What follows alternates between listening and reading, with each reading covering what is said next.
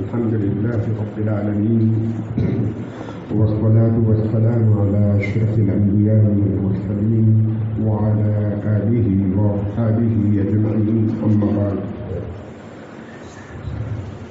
أعوذ بالله من الشيطان الرجيم بسم الله الرحمن الرحيم ألف لام ميم ذلك الكتاب لا ريب فيه هدى للمتقين وقال الله تعالى وقال الرسول يا ربي إن قوم اتخذوا هذا القرآن مهجورا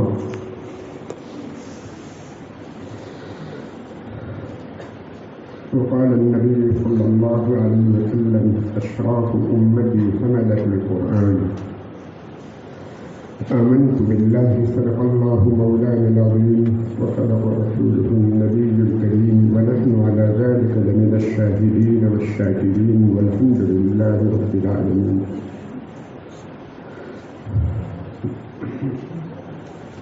اشرف المجالس میں اشرف الکتب جو اشرف الرسل کے اوپر اشرف الملائکہ کے ذریعے اشرف الشہور میں اشرف البلاد میں اشرف الالسنہ میں نازل ہونے والی قرآن مجید کی مجلس میں ہم سب لوگ شریک ہیں. یہ توفیق خداوندی ہے، تائید غیبی ہے. یہ ہمارا اپنا انتخاب نہیں بلکہ اللہ کا انتخاب ہے. ہماری سعادت مندی ہے. میں ایسا محسوس کر رہا تھا کہ ملائکہ کی آسمان کے اوپر کوئی مجلس ہو رہی تھی، اس کا ایک شعبہ، اس کی ایک قسط اللہ پاک نے مسجد بلال میں بھی نازل فرمائی.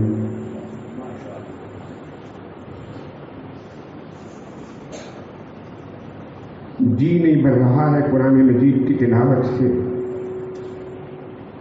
قاری معاذ سلمہ بالکل جب کہہ رہے تھے حسبک، یعنی وہ یہ فرمانا چاہتے تھے کہ میرے لیے کافی نہیں ہے، حسبی نہیں حسبک، آپ کے امتحان کے لیے اتنی مقدار کافی ہے، میرے لیے کافی نہیں ہے.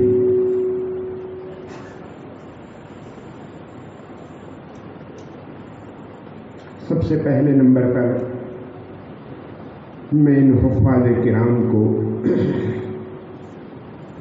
دل کی گہرائیوں سے مبارکباد پیش کرتا ہوں. ان کے والدین کو، ان کے دادا دادی، نانا نانی، متعلقین کو، ان کے حضرات اساتذہ کرام کو، اور ہمارے مسجد بلال کے بانیان اور سرپرست کو. اللہ پاک سب کی عمروں میں برکت نصیب فرمائے. حضرت قاری صاحب کا میں ممنون ہوں کہ مجھے ایسی مبارک مجلس میں حاضری کے لیے موقع عنایت کیا.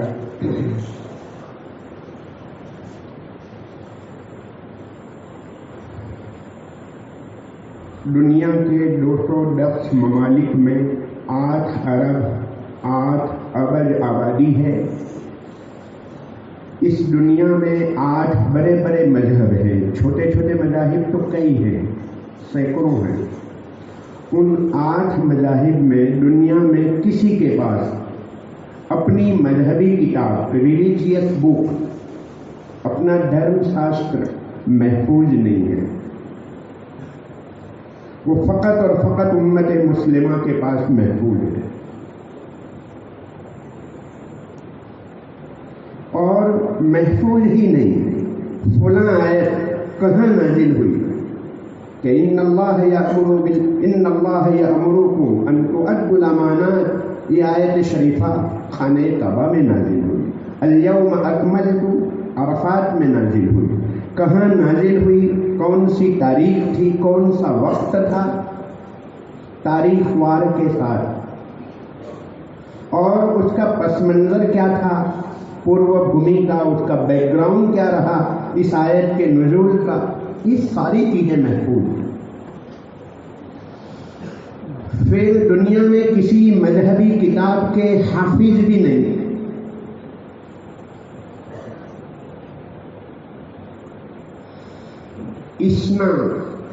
اسلامک اسٹڈیز آف نارتھ امریکہ، اس کی ایک رپورٹ آئی تھی کئی سالوں پہلے، جس میں یہ کہا گیا تھا کہ حفاظ کی تعداد دنیا میں 13 ملین، 1 کروڑ 30 لاکھ.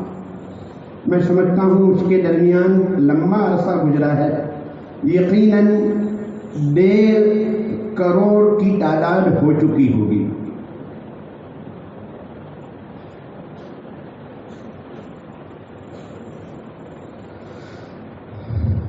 دنیا میں جتنے علوم و فنون پڑھائے جاتے ہیں وہ سب ظنی ہیں، موہوم ہیں، زیر تجربہ، انڈر ایکسپیرئنس، اپ گریڈ کی ضرورت پڑتی ہے. لیکن قرآن مجید کا ایک ایک حرف قطعی، پکا، سچا، اس میں کوئی اپ گریڈ اور اپڈیٹنگ کی ضرورت نہیں. اپ گریڈ کا مطلب یہ کہ کل تک ناقص تھا، اب آج ذرا ترقی کر رہے ہیں. یہ پہلے دن سے اپنی انتہا کے اوپر ہے. ایسا قرآن مجید اللہ پاک نے ہمارے ہاتھوں میں دیا ہے. ہمارے ناپاک ہاتھ اس قابل نہیں تھے، ہماری گنہگار آنکھیں اس قابل نہیں تھی کہ ہم قرآن مجید کو چھوتے اور پڑھتے اور دیکھتے. بس یہ اللہ کی ستاری ہے. اللہ آخرت میں بھی ستاری فرمائے، غفاری کا معاملہ فرمائے.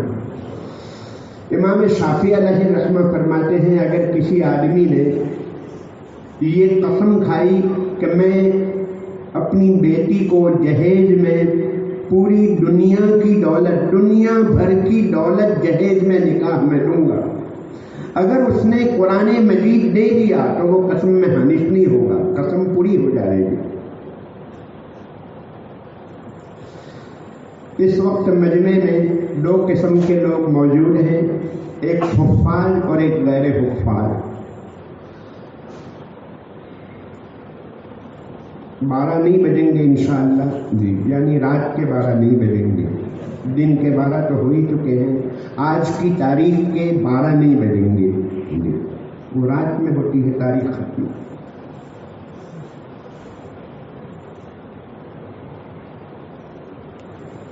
دو قسم کے لوگ ہیں، حفاظ و غیر حفاظ.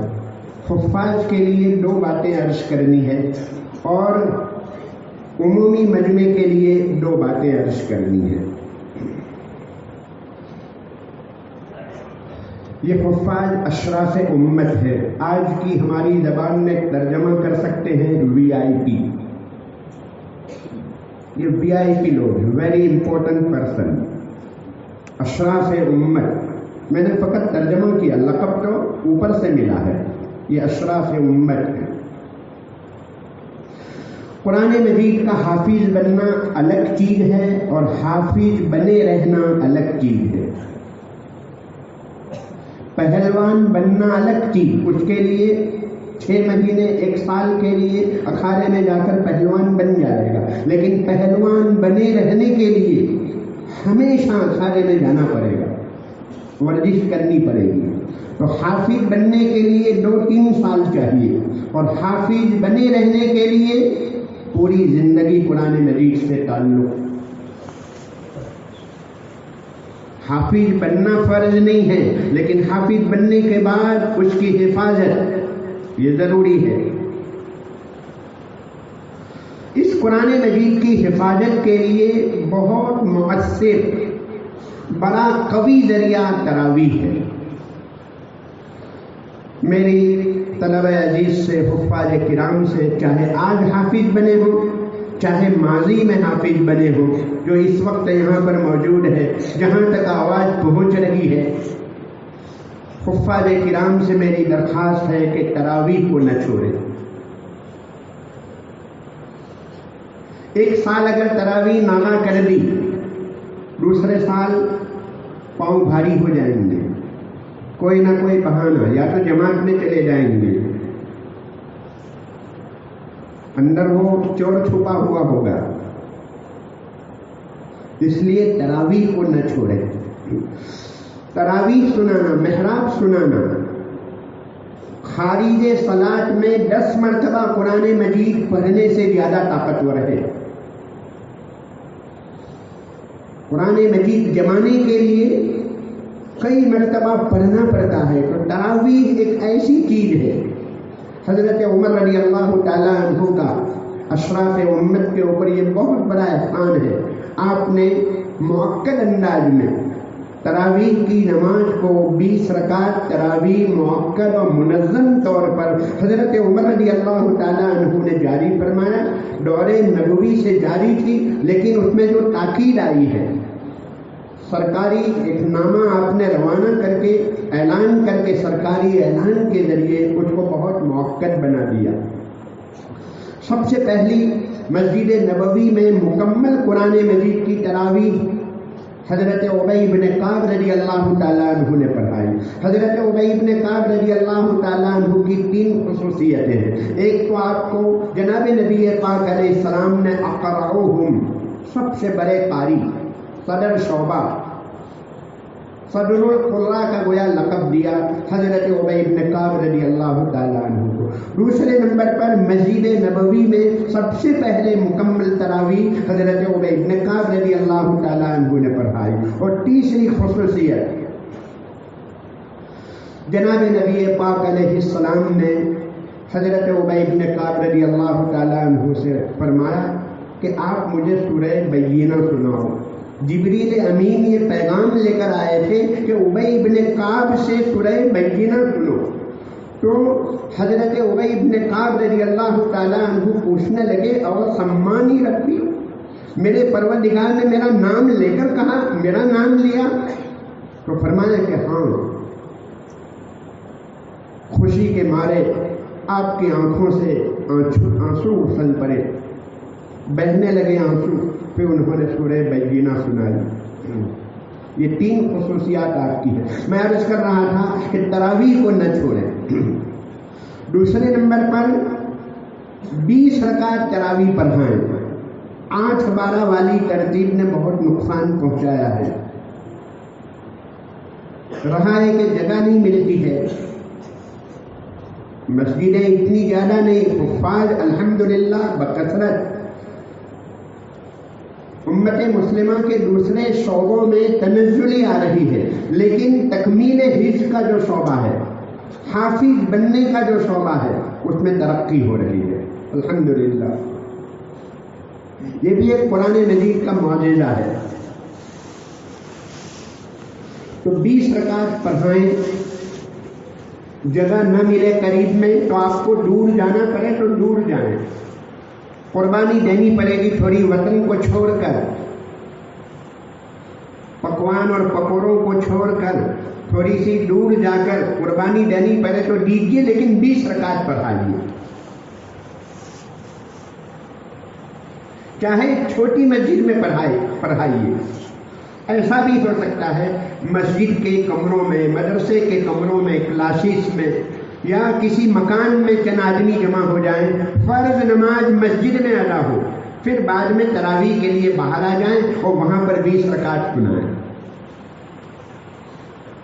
हाँ, कोई शक्ल न बनती हो तो तलाफी की 2 शक्लें हैं। एक शक्ल ये है 8-12, लेकिन गैर मुतअय्यन, कौन पहले पढ़ाएगा कौन बाद में पढ़ाएगा मुतअय्यन नहीं।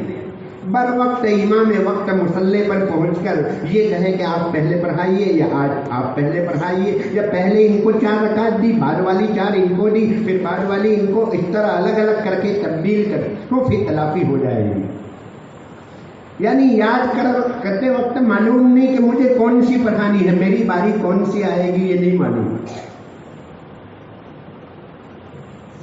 दूसरी सूरत ये है, तरावीह की दुआ के बाद फौरन 2-4 मुसल्ली को लेकर आप अलग हो जाइए और वो जो 8 पढ़ाई थी, अब जो 12 की मिकदार आपने तरावीह में नहीं पढ़ाई, वो नफिल नमाज में सुना दीजिए। कई जगहों पर हुफ्फाज को देखा कि अल्हम्दुलिल्लाह दुआ होते ही फौरन ढूंढते वो हाफिज साहब कहाँ गए, तो कहा कि वो अपनी 12 रकात की मिकदार सुना रहे थे। ये सूरत है। بہرحال 20 رکعت پڑھانی ہے، کسی بھی طریق پر 20 رکعت پڑھائیے۔ دوسرے نمبر پر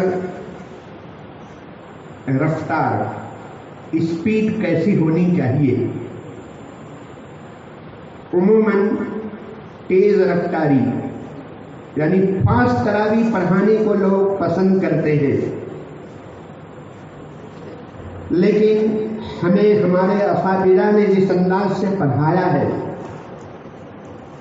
ہمیں اپنے مقام پر اپنی مسجدوں کے مصلیوں کا ذہن بنانا ہوگا کہ فرق پڑتا ہے 5-10 منٹ کا، 10 سے زیادہ منٹ کا فرق نہیں پڑتا ہے، تھوڑی سی قربانی دیجیے۔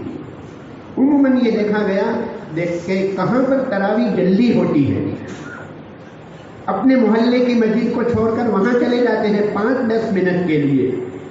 میری ہمارے عوام سے بھی عاجزانہ گزارش ہے، یہ بالکل مناسب نہیں ہے۔ ہم اپنے حفاظ کی حوصلہ افزائی کریں،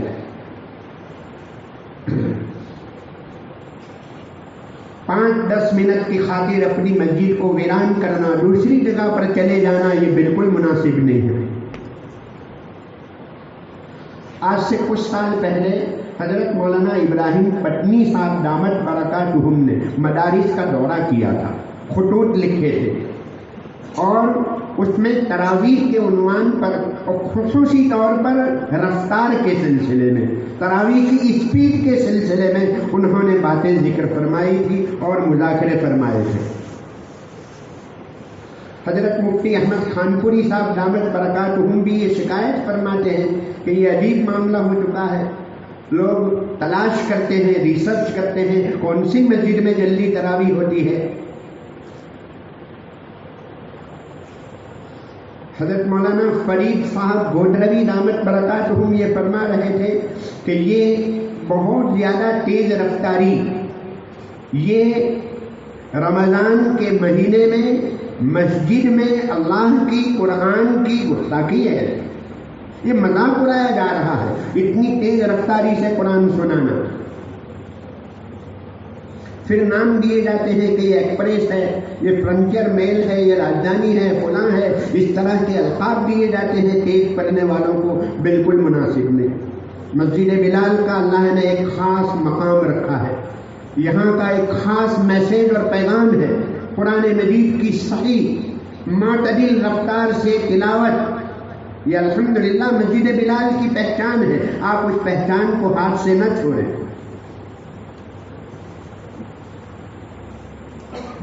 ہاں مقتدیوں کی رعایت کی جا سکتی ہے دوسرے امور میں، مثلا 4 رکعت کے بعد جو ترویحہ ہوتا ہے، بیٹھنے کی جو مقدار ہے وہ اصل مسنون مقدار تو 4 رکعت کی مقدار ہے، جتنی دیر میں 4 رکعت ہوئی اتنی دیر کے لیے بیٹھنا، لیکن اس میں آپ گنجائش ہے اختصار کر سکتے ہیں، تھوڑی دیر بیٹھے اور پھر کھڑے ہو جائیں۔ اسی طرح پڑھنے میں بجائے تدویراً پڑھنے کے، نمازوں میں جو قرات کی جاتی ہے وہ تدویراً ہوتی ہے، تراویح میں حدراً پڑھیے، مدود میں اعتدال کا لحاظ رہے۔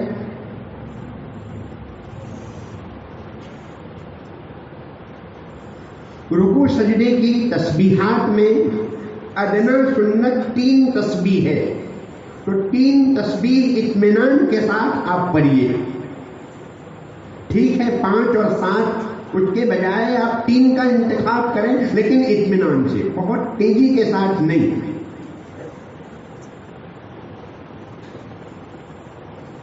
ثنا اور درود شریف کو ہرگز نہیں چھوڑنا ہے، درود شریف سنت ہے، سنت موقدہ ہے، اور امام شافعی علیہ الرحمہ کے نزدیک درود شریف پڑھنا فرض ہے، درود شریف چھوٹنے نہ پائے۔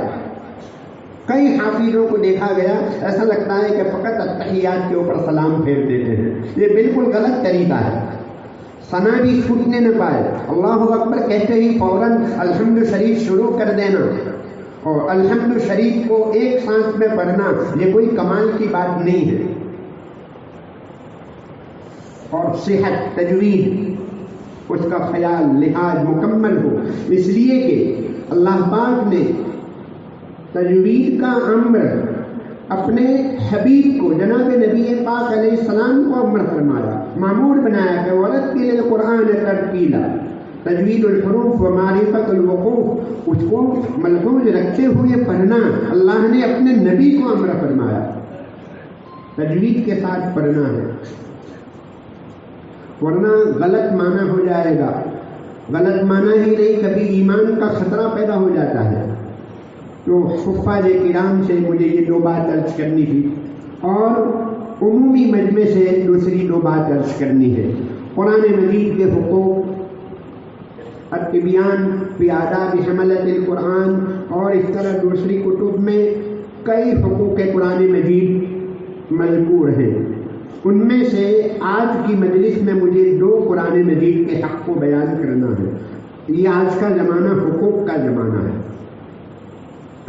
Human right, woman right, animal right, فلاں رائٹ۔ تو قرآن مجید کے بھی کوئی رائٹ اور حقوق ہے، اس کا لحاظ ہو۔ پہلے نمبر پر قرآن مجید کا حق یہ ہے کہ اس کی تلاوت کی جائے، فَقْرَؤْا مَا تَيَسَّرَ مِنَ الْقُرْآنِ۔ اپنے روزانہ کے یومیہ 10-15 جو معمولات ہیں، سونا، جاگنا، کھانا پینا، کھیت میں، دکان میں، ملازمت پر جانا آنا، کپڑے پہننا بدلنا، وضو، غسل، اس طرح کے جو 10-15 کام روزانہ ہم کرتے ہیں، ان میں یہ ایک کام کو شامل کیا جائے، داخل کیا جائے، تلاوت قرآن کو۔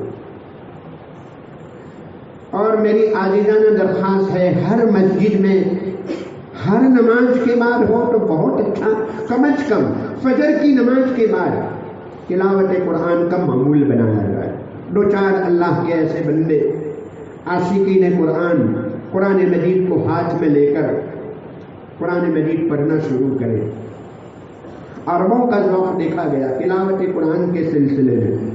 جماعت میں 3 منٹ 4 منٹ کی تاخیر ہے، 4 منٹ کے بعد جماعت کھڑی ہونے والی ہے، لیکن بوڑھا آدمی جن سے چلا نہیں جا رہا ہے، وہ بھی حرم میں قرآن مجید آ کر اٹھا کر وہ پڑھتا ہے، اور پھر 2 منٹ کے بعد پھر قرآن مجید کو رکھنے کے لیے کھڑا ہونا پڑتا ہے۔ اور ہمارا آدمی اسلامیہ میں ہند 10 منٹ کی دیر ہے ابھی، لیکن پھر بھی قرآن مجید لے کر نہیں بیٹھتے۔ عالم کفر کا عالم اسلام کے اوپر بہت حملے ہوئے ہیں، کفر نے اسلام کے اوپر بہت حملے کیے ہیں، لیکن اس صدی کا سب سے بڑا حملہ کون تھا؟ سب سے بڑا وار، یا سب سے بڑا وار کہہ لو، یہ ماخوذ ہے، وار ہی سے ماخوذ ہے وار۔ تو سب سے بڑا حملہ کون سا ہے؟ سب سے بڑا حملہ وقال الرسول یا ربی ان قومی اتخذوا هذا القرآن مہجورا۔ کل قیامت کے دن جناب نبی پاک علیہ السلام اور قرآن مجید اللہ کی بارگاہ میں شکایت کریں گے، FRI درج کروائیں گے کہ میری قوم نے قرآن مجید کو چھوڑ دیا۔ کئی گھرانے مل جائیں گے، ہفتوں تک فجر کی نماز کا نور گھر میں داخل نہیں ہو پاتا، فجر کی اذان ان کے کانوں تک نہیں پہنچ رہی ہے، مہینوں تک قرآن مجید مکانوں میں نہیں کھلتا ہے۔ قرآن مجید کل ہمارے خلاف FRI درج کروائے گا۔ مفسرین نے دونوں تفصیل لکھی ہے، یا تو اسی دنیا میں اللہ پاک سے اللہ رسول پاک علیہ السلام نے اللہ کے سامنے شکایت کی کہ میری قوم نے قرآن مجید کو چھوڑ دیا۔ یہ ہجر قرآن، یہ بہت بڑا فتنہ، بہت بڑا حملہ ہوا ہے۔ آج کا زمانہ مشینی دور ہے۔ پہلے جو وقت کھانا پکانے میں، کپڑا دھونے میں، مکان کی صاف صفائی میں، یا گھر کے دوسرے کام کاج کے کرنے میں جو وقت لگتا تھا، اس کے مقابلے میں بہت کم وقت میں وہ کام ہوتا۔ تیز رفتار سواریاں، گاڑیاں آ گئی ہمارے پاس، ہر کام تیزی کے ساتھ ہونے لگا۔ وہ بچا ہوا وقت ہمارا شیطان نے لے لیا۔ عالم کفر نے لے لیا، میڈیا نے لے لیا، ہماری تلاوت کا وقت میڈیا نے لے لیا ہے۔ میرے بھائیو، روزانہ ایک پارہ قرآن مجید کا معمول بنائیے، کم از کم آدھا پارہ۔ اس مجمع میں بیٹھا ہوا کوئی فرد ایسا نہ رہے کہ آدھے پارے کی تلاوت نہ کرتا ہو۔ آدھے پارے کی تلاوت تو کہیں گئی نہیں۔ حضرت مولانا یوسف لدھیانوی رحمۃ اللہ علیہ فرماتے ہیں روزانہ ایک پارہ، اسلامی پہلی تاریخ کو پہلا پارہ، دوسری کو دوسرا، اور 29-30 کو آپ کا 29-30 ہو جائے گا۔ ادھر آپ کا مہینہ، اسلامی مہینہ ختم ہوگا اور ادھر قرآن مجید ختم ہوگا۔ تو تلاوت کو اپنے معمولات میں شامل کرنا۔ ہم مل ملاپ پر خیر خیریت پوچھتے ہیں، فلاں کیسا ہے، فلاں کیسا ہے۔ تلاوت کے بارے میں بھی سوال کر لیا کریں کہ آپ کی تلاوت کا کیا حال ہے۔ یہ کہنا کہ وقت نہیں ملتا ہے جھوٹ ہے، دنیا کا بہت بڑا جھوٹ ہے۔ وقت نہیں ہے، اہمیت نہیں ہے۔ اگر اہمیت ہوتی ہے تو آدمی کیسے بھی وقت نکال لیتا ہے۔ پڑھنے والوں نے کیسے کیسے قرآن مجید پڑھا۔ ربیع ابن حراس، امام شعبہ، ان کے واقعات امام نووی نے شرح مسلم میں نقل کیے ہیں۔ ربیع ابن حراس کی موت کا وقت آیا تو ان کی بہن یا ان کا بیٹا رونے لگا تو کہا کہ رو مت، میں نے اس کمرے میں 18,000 اور ایک روایت میں 12,000 میں نے قرآن مجید پڑھے ہیں۔ اور الحمدللہ نرولی ہی کا ایک واقعہ مجھے یاد ہے۔ مولانا اسماعیل صاحب بدات رحمۃ اللہ علیہ، مدینہ پاک میں قیام تھا، روزانہ 45 قرآن مجید پڑھتے تھے، 45 پارے پڑھتے تھے، 45 پارے، دیر قرآن مجید۔ بیماریوں کے باوجود، آراز، بیماریاں، مہمانوں کی کثرت، اس کے باوجود 45 پارے روزانہ پڑھتے تھے۔ ابھی حفاظ ہم المفلحون تک پڑھ رہے تھے، اعادہ کر رہے تھے۔ یہ ایک میسیج اور پیغام ہے۔ والناس کے اوپر قرآن مجید ختم کر کے موقوف نہیں کیا، والناس کے بعد پھر دوسری مرتبہ سورہ فاتحہ، پھر الف لام میم اور ہم المفلحون تک پڑھا۔ یہ ایک پیغام تھا کہ قرآن مجید ختم کرنے کی چیز نہیں ہے، زندگیاں اس پر ختم کرنی چاہیے، قرآن مجید ختم کرنے کی چیز نہیں۔ اور واقعی میں پرچے میں نے دیکھا، اس میں بھی لکھا تکمیل قرآن، ختم قرآن نہیں، تکمیل قرآن۔ یہ مجھے پسند آیا یہ لفظ کہ تکمیل ہے۔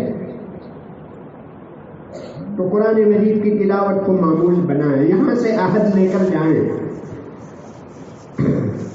میڈیا نے یہ وقت لے لیا ہے ہمارے ہاتھوں میں سے، ٹیکنالوجی کی نظر ہو چکا ہے، گھروں کی تعلیم ٹیکنالوجی نے لے لی، تلاوت ٹیکنالوجی نے لے لی، اہل و عیال کے ساتھ بیٹھ کر گفتگو، مشورہ، آپس میں خیالات، لین دین، خیر خیریت پوچھ، یہ ساری چیزوں کا وقت ٹیکنالوجی نے لے لیا۔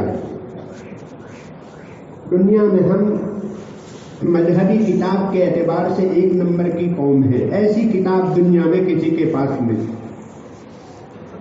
نبی کے اعتبار سے 1 نمبر کی قوم ہے، دوسرے اعتبار سے ہو سکتا ہے ہم دوسرے نمبر کی قوم ہو۔ دوسری بات، پورے مجمع سے ایک دوسری بات، دوسرا قرآن مجید کا حق، عمل بالقرآن۔ قرآن مجید کی کئی صفات ہیں۔ قرآن مجید کتاب برکت بھی ہے، کتاب رحمت بھی ہے، کتاب شفا بھی ہے، یہ نور بھی ہے، یہ بشرا بھی ہے، یہ کئی صفات ہے قرآن مجید کی۔ لیکن بہت نمایاں صفت کتاب ہدایت ہونا۔ قرآن مجید نے اپنا تعارف کرایا، میں نے جو پہلی آیت شریفہ پڑھی تھی، ذالک الکتاب ھدی للمتقین، قرآن مجید اپنا تعارف اور اپنا انٹروڈکشن خود کرا رہا ہے کہ میں متقین کے لیے ہدایت کی کتاب ہوں۔ تو کتاب ہدایت یعنی مارگ درشن کی کتاب ہے، یہ گائیڈ بک ہے۔ اگر پوری دنیا کے انسان کمپیوٹر ہے تو قرآن مجید اس کا سافٹ ویئر ہے۔ قرآن مجید پوری دنیا کی روح ہے، روح العالم۔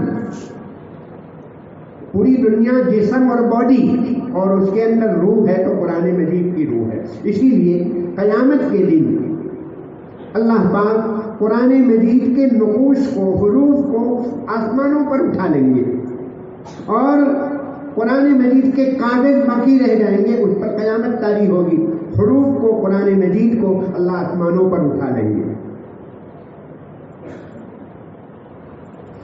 تو عمل بالقرآن، قرآن مجید کو ہم اپنی زندگیوں میں نافذ کریں۔ کفر کا مقابلہ، کفر اگر بے حیائی کو عام کر رہی ہے، پلاننگ کر رہی ہے، بے شرمی کو پھیلا رہی ہے، تو ہم شرم و حیا، قرآن مجید کی تعلیمات غض بصر، نگاہ کو نیچی رکھ کر چلنا، اس تعلیم کو زندہ کریں، پردے کی تعلیم کو زندہ کریں۔ یہ کفر کا مقابلہ ہے۔ قرآن مجید کل بھی کتاب ہدایت تھی اور آج بھی کتاب ہدایت ہے۔ بیسیوں نہیں، سینکڑوں لوگ قرآن مجید کی تعلیمات، اس کی ہدایات کو پڑھ کر اسلام قبول کرتے ہیں، اور یہ کہنے پر مجبور ہوتے ہیں کہ میرے جو سوالات تھے مجھے اس کے جواب قرآن مجید میں ملے۔ کٹر قرآن مجید کے کٹر مخالفین، لیکن کسی طرح قرآن مجید ان کے ہاتھوں میں پہنچا، ان کے ٹیبل پر پہنچا۔ کبھی موبائل کے اندر قرآن مجید کسی طرح سامنے آ گیا، ہوتے ہواتے قرآن مجید نے ان کو اپنا بنا لیا۔ قرآن مجید کتاب ہدایت ہے، امن و امان اور عدل و انصاف کی کتاب ہے۔ دنیا اگر امن و امان چاہتی ہے، اگر عدل و انصاف چاہتی ہے، تو قرآن مجید کے ذریعے نافذ ہوگا۔ ایک مرتبہ شاہ فیصل امریکہ نیو یارک پہنچے، ہوائی جہاز سے اترتے ہی پریس کانفرنس ہوتی ہے، ہوائی اڈے کے اوپر، ایئرپورٹ کے اوپر پریس کانفرنس ہوئی۔ انہوں نے پوچھا کیا آپ اس کو تسلیم کرتے ہیں کہ اسلام بہت سخت اور وحشیانہ مذہب ہے، اس میں سزائیں جو دی جاتی ہے، چوری کرنے پر ہاتھ کاٹنے کی سزا، ایک پائلٹ چوری کر لے تو کیا اس کا ہاتھ کاٹ دیا جائے گا؟ یہ تو بہت سخت سزا ہوئی، اونٹوں کے زمانے کی سزا ہے، وحشیانہ سزا، قسم کی باتیں۔ شاہ فیصل رحمت اللہ علیہ نے ایک ہی جواب دیا، کہا کہ تمہارے مہذب ملکوں میں جرائم اور کرائم کی تعداد جتنی ایک دن کی ہے، ہمارے ملکوں میں 10 سال میں بھی اتنے کرائم نہیں ہوتے ہیں۔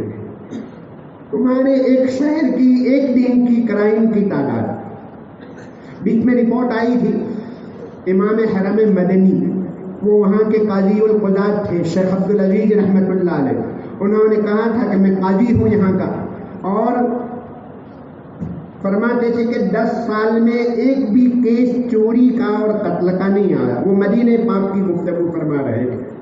پورے ملک کی ایک رپورٹ آئی تھی، 20 سال میں 10 چوریوں کا ثبوت ہوا، یعنی ایک سال میں آدھی چوری، 2 سال میں مل کر ایک چوری کا ثبوت اور ایک چوری کا کیس بنا۔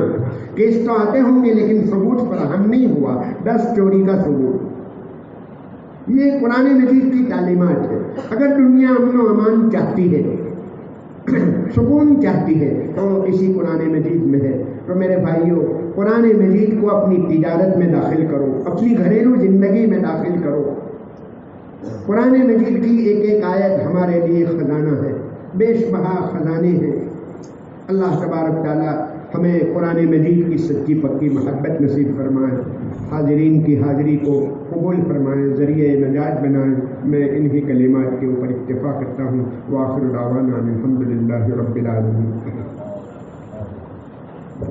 حضرات، قبل اس سے کہ ہم صدر محترم کی مستجاب دعاؤں سے مستفیض ہو، اعلان نتائج